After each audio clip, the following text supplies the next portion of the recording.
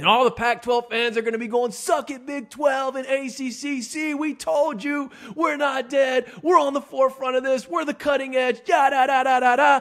Then you look at the fine print.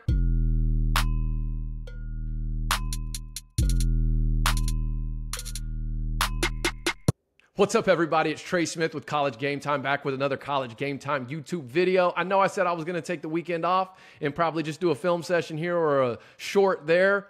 Well, the last 2 days, I should say today and yesterday, there's been a couple of reports that I think if we read between the lines, we could start to piece together what's going on with this Pac-12 media deal. One was from an executive with Apple TV, and another was from a source within the Pac-12 itself. So I want to get into those, and I want to talk about what that means for the Pac-12 and how that's going to impact the landscape of college football. But before we do, you know what to do. Hit that like and subscribe. Leave a comment at the end. Share with a friend. And if you're feeling generous, go ahead and leave me a super thanks. Those of you that do, your generosity is greatly appreciated. Thank you for supporting what we're building here at College Game Time. All right, let's get into this. So, sports journalist Jim Williams, I'm going to put his tweet here up on the screen, this morning tweeted out that he spoke to two Pac-12 administrators who have been involved with the media rights deal. We are close to wrapping this up, and I think the media will be surprised to see how creative and forward-thinking a deal it is. Sounds like more of the same to me, but the key terms here I want to dive into for this video are creative and forward thinking.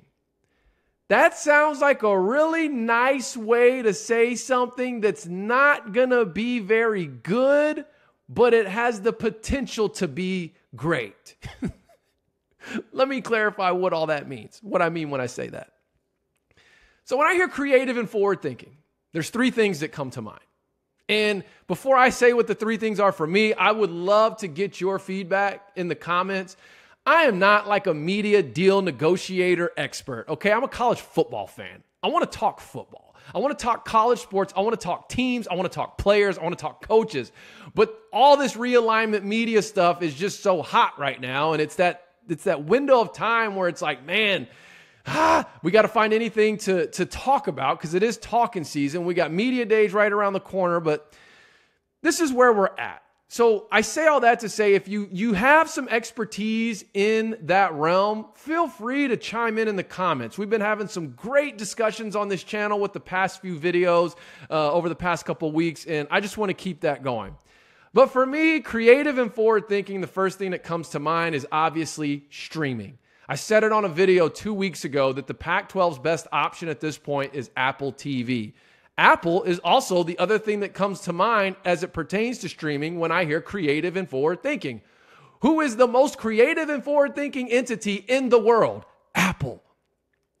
So there's been enough smoke around this for a long enough time that if a deal's not already like in waiting or pending, one's going to happen. We're going to see something between Apple TV and the Pac-12. Now, whether that's by the end of the day before I get this video uploaded or whether that's before August 1st, I don't know. But I do believe that Apple TV is going to be the top suitor for the Pac-12's media deal. And with this creative and forward-thinking verbiage, I think it's going to be a pretty heavy lean towards the streaming. Talking like maybe 75, 80%. And I'm not a guy who is as opposed to streaming as most people are. Some people act like streaming is just a death sentence for a conference. It might be. I don't think it is because the way of the world, the way of consumers, we're all moving towards streaming altogether. So where it might create some short-term hurdles and some short-term potholes, I think long-term it's going to be the direction everyone ends up going anyways. But creative and forward thinking sounds like we're trying to spin this thing that's going to be really bad in the short term to sound like we're the ones that are the trailblazers that are setting the course and we're ahead of the curve. So I think there's going to be about 75, 80% streaming with the supplemental deal on the side with maybe an ESPN to get out on regular cable. And yesterday, the other report I referred to at the top of the video, yesterday, the same reporter said that he spoke to an Apple TV executive, and that Apple TV executive stated, the notion that we must have everything and that we don't work with other outlets is a myth. Our deals with MLB and MLS are not exclusive, and if and when we do a deal in the college space, we understand that linear TV is important. We are on record saying that we have no problem working with a partner if the deal is good for all sides. We want quality content for our customers, and that is the most important thing. That's an Apple TV executive. So, it doesn't take a genius to read between the lines that something is coming together between the Pac-12 and Apple TV. I don't really think it's a matter of if. I think it's a matter of when. Whatever fine bolt details they're trying to work out, eventually it's going to happen. So, number one is the streaming aspect in Apple TV when I hear creative and forward thinking. The second thing is I think when this news does release, it means it's going to be great headline money. It's going to be money that looks good on Twitter, on that tweet, Pac-12 strikes deal with Apple TV that's going to get 35, 40 million per school. And all the Pac-12 fans are going to be going, suck it, Big 12 and ACC. See, we told you we're not dead. We're on the forefront of this. We're the cutting edge. Da, da, da, da, da, da. Then you look at the fine print, and I do believe that there's going to be a lot of moving pieces. I think that there's going to be some elements that maybe aren't so desirable because obviously a creative and forward thinking has to be a type of deal has to be done because your conference in and of itself is not able to get a revenue deal that's the same as what the other conferences have. So let's get creative and forward thinking and seeing how we can make your deal comparable to what's already out there.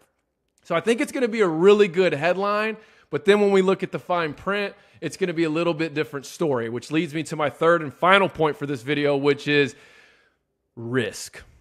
I think there's going to be a lot of risk as it pertains to guaranteed revenue in this deal with Apple TV. Whether that's viewership, subscriptions, I kind of look at it as a player, a professional player who signs a performance-based incentive contract where the headline might say, such and such signs 5-year, $75 million deal. And then you look at the fine print and it's like, oh, they're actually getting paid $30 million. That other 45 is performance-based, incentive-based, roster-based, whatever. And that's where I think we're going to see a lot of those little caveats in this deal between the Pac-12 and Apple TV, where the Pac-12 has to perform, hit certain marks in order to bring in certain revenue, where the package, if all performance-based incentives are met, might look pretty good, but then you got to start weighing in, well, wait, how likely is it that they're going to hit all of these? And, you know, then you start looking at other conferences that their money is already guaranteed. They're not performance-based. So I think there is going to be a high ceiling on the deal. I do, meaning it probably will have the potential to be incredibly valuable on the streaming side of things. I mean, if anyone's got money, it's Apple TV.